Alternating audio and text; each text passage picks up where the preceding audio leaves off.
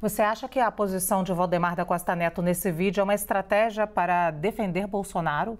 Sem dúvida. Ele próprio declarou nessa entrevista, Lu, o seguinte: como presidente do partido, eu tenho que defender nosso pessoal. E assim, isso é legítimo, é natural que pessoas militantes, pessoas filiadas, pessoas que façam parte aí da vida partidária defendam com mais paixão, né, os seus, né? Tanto que a gente vê muito petista, né, quando se depara aí com condenações, né, por crimes como formação de quadrilha, corrupção passiva, lavagem de dinheiro, usar aqueles eufemismos, né, erros que eventualmente meus companheiros cometeram, erros, né, crimes contra a administração pública gravíssimos, num país com o déficit social do Brasil, literalmente tirar dinheiro de pobre. Mas, enfim, outras falas aqui que eu separei do Valdemar, né?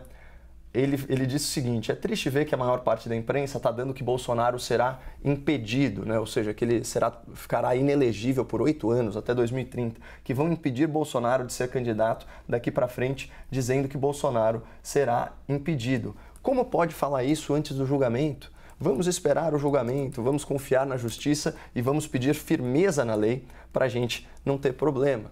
Olha, de verdade, isso daí isso é só, como dizem os americanos, wishful thinking da parte do Valdemar, até porque o que a imprensa já nos trouxe, aqui eu trago uma manchete do Poder 360, é o seguinte: Ministério Público Eleitoral se manifesta favorável à inelegibilidade de Bolsonaro. A manifestação foi enviada ao TSE na noite de quarta-feira, 12 de abril, e refere-se à ação sobre a reunião com embaixadores. Na verdade, esse processo ele corre sob sigilo, inclusive por determinação do relator, mas o jornal O Globo já fez uma apuração no sentido de que o MP concorda com essa tese. Então, assim, é muito provável que o presidente Bolsonaro seja afastado dos pleitos eleitorais. Se eu tivesse que adivinhar para onde que a banda vai tocar, eu falaria alguma coisa nesse sentido, até porque, né, a única forma do Bolsonaro escapar disso seria se o discurso dele de crítica às urnas, de críticas às autoridades judiciais e eleitorais, fosse encampado dentro do direito dele de liberdade de expressão. Se isso não ocorrer, e a tendência desse tribunal justamente é de ser mais avessa ao discurso livre, mais adepta, inclusive, à censura prévia, então, se o tribunal seguir mais ou menos essa mentalidade, é muito mais provável que Bolsonaro seja tornado inelegível. Me surpreenderia um resultado diverso. Muito bem, Zé Eduardo, você acha que a posição de Valdemar da Costa Neto nesse vídeo é uma estratégia para defender Bolsonaro? Bom, Luciana, o Caio fez 2 falas longas, eu vou me permitir não somar o tempo das 2 dele, mas me alongar um pouco mais. Em primeiro lugar, quando eu falei da biografia, você falou da biografia, Caio, do Valdemar da Costa Neto, é óbvio que todos nós temos nossa biografia. O que eu não concordo com a tua crítica é quando você usa para desqualificar a fala do presente uma situação que ele já pagou pena no passado. Acho isso muito ruim, não acho isso correto no Estado de Direito. Você pode dizer, olha, é uma pessoa que eu, por exemplo, discordo profundamente do que disse Valdemar agora e discordo profundamente do Valdemar em muitas questões. Acho que ele está errado.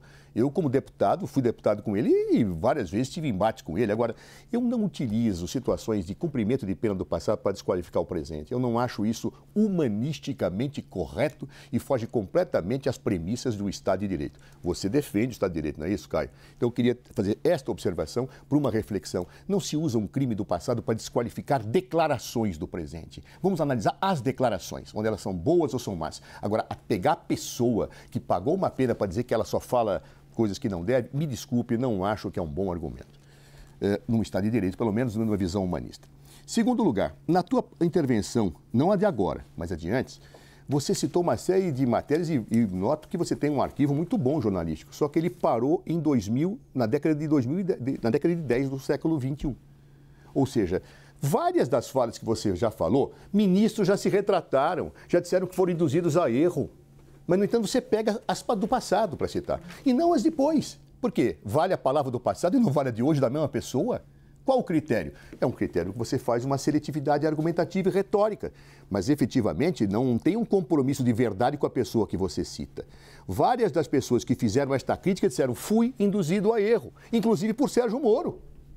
Ou seja, há situações, Caio, que eu acho que eu tenho, por amor à verdade, que falar disse no passado, disse isso no presente. É incoerente, etc. Mas citar, pisar o tempo inteiro o que já foi dito e depois desdito, não me parece a melhor técnica de defesa da verdade. Outro aspecto, você falou de ministros do Supremo Tribunal, que são escolhidos politicamente, depois de 2019. Caio, por favor. Depois de 2019, só teve 2 escolhas para ministro do Supremo Tribunal Federal e do Jair Bolsonaro. Em 2018, teve-se o Alexandre de Moraes pelo Michel Temer.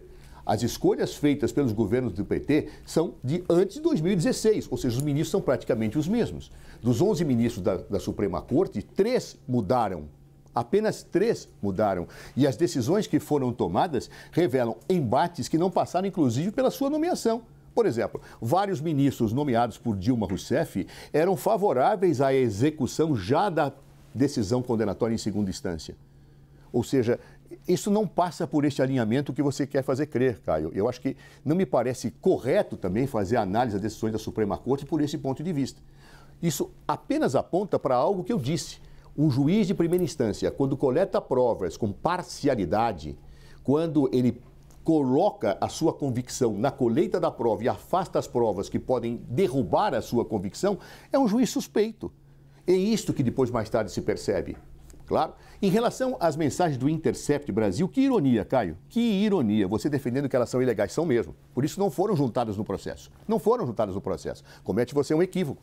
Nenhuma das decisões foi tomada com base nessas mensagens. No entanto, onde está a ironia e o paradoxo? É que Sérgio Moro e Dallagnol defendiam que provas ilegais poderiam ser utilizadas sim. Nós, os garantistas, vamos dizer assim, os advogados e outros, e democratas, diziam, não, isso é um absurdo.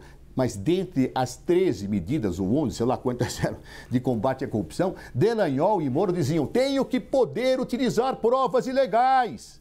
Olha que paradoxo, Caio. Os teus heróis defendiam que essas provas que foram coletadas contra eles pudessem ser utilizadas no processo contra eles. No processo. Olha que ironia.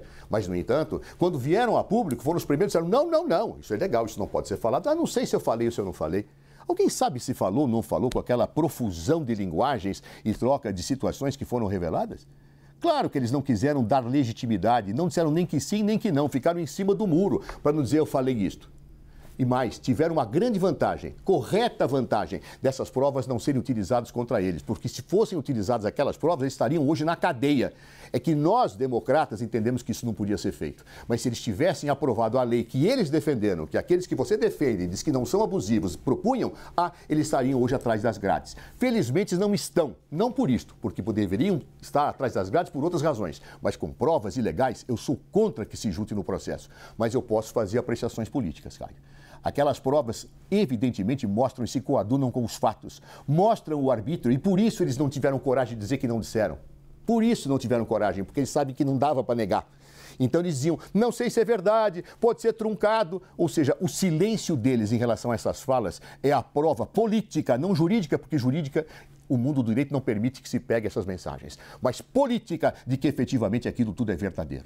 E eles mostram, através dos seus fatos, elas explicam as situações que começam a se casar maravilhosamente no universo de coincidências entre um juiz arbitrário que dialogava com um promotor igualmente arbitrário e que eram seletivos ao dizer, condena este, absolve este, prende aquele que ele vai revelar, prende aquele, deixa ele mais preso e se a pessoa falava uma outra coisa, fala isso não vai constar porque eu não quero.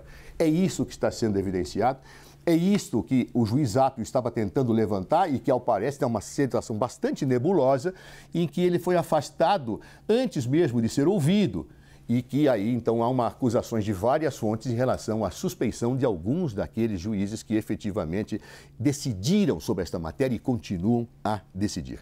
Finalmente, última observação, Luciana, falando rápido para o tempo não comer muito. Mas já falou bastante, tá, Zé? Te dei o tempo equilibrado. Mas tentando responder a tudo, tá, que ele falou. Mas um dado final, Caio, eu também não quero exercer meus dons mediúnicos para dizer porque o TSE vai condenar Bolsonaro, vai.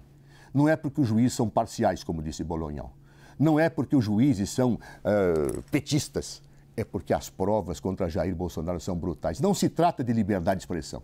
Não é isso que está se discutindo. Está se discutindo o abuso do poder político, porque ele convocou uma reunião com embaixadores no exercício da presidência e, na fala que fez, atacou o sistema eleitoral e, mais, atacou o seu adversário político por poder disputar as eleições. É óbvio que isso é abuso de poder econômico. Qualquer criança do primeiro ano de faculdade de Direito sabe disto, porque eu não posso utilizar a presidência para influenciar numa eleição que eu estou disputando. Isso chama abuso do poder político. A lei da ficha limpa, da qual eu fui relator, colocou tudo isso. Eu sempre aplaudi. Governos de direita e de esquerda não podem utilizar o seu cargo para interferir nas eleições. Foi o que Jair Bolsonaro fez. Não é liberdade de expressão que está em discussão aqui. A discussão está em abuso do poder político.